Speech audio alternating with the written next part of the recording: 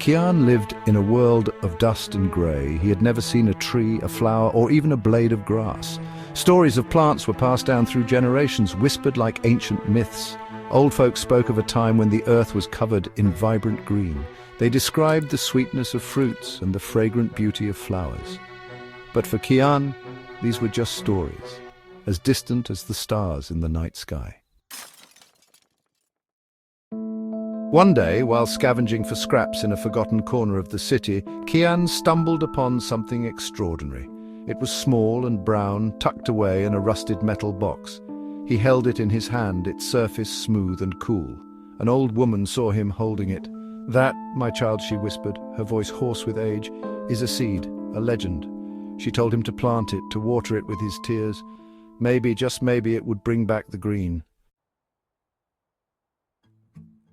Kian, clutching the seed, felt a flicker of hope ignite within him. It was a tiny thing, this seed, but it held the promise of something incredible. He found an empty pot and filled it with the dry, cracked earth.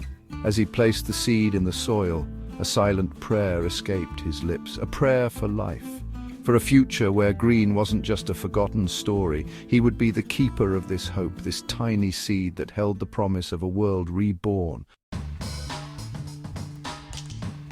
Every day, Kian watered the seed. He had no water to spare, so he watered it with his tears. Tears of sorrow for the world that was lost, tears of hope for the world he dreamed of. Days turned into weeks, the seed remained buried, the parched earth offered no sign of life. Kian's friends mocked him. "Give up," they said, "it's just a silly story." Section 5. Despair sets in. Doubt began to creep into Kian's heart. Had he been foolish to believe in a forgotten myth? Was the seed truly dead, incapable of bringing forth life? His shoulders slumped, and his tears flowed freely now, not tears of hope, but tears of despair. He visited the old woman again. Her eyes, though clouded with age, still held a spark of hope.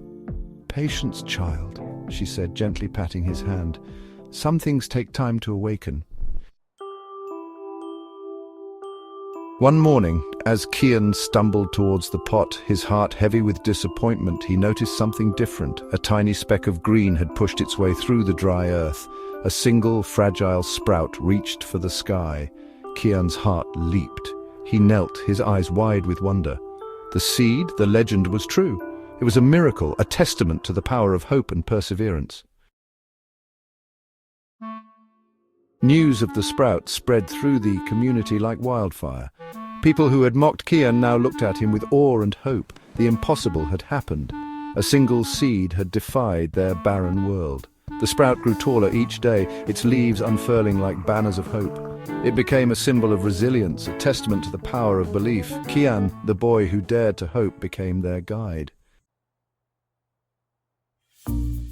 Inspired by Kian's dedication, others began to search for seeds. They planted them in every available space, watered them with their tears and hopes. Slowly, miraculously, the world began to change. Patches of green began to dot the landscape. The air, once heavy with dust, now carried the sweet scent of new life. The world was awakening from its long slumber. Kian, standing amidst a field of budding plants, smiled. He had believed in a story, a legend, and in doing so he had brought life back to his world. The journey had been long, fraught with doubt and despair, but his perseverance had paid off. The last seed had indeed brought back the green. More importantly, it had reminded everyone of the incredible power of hope, the importance of perseverance, and the magic that resides in even the smallest of beginnings.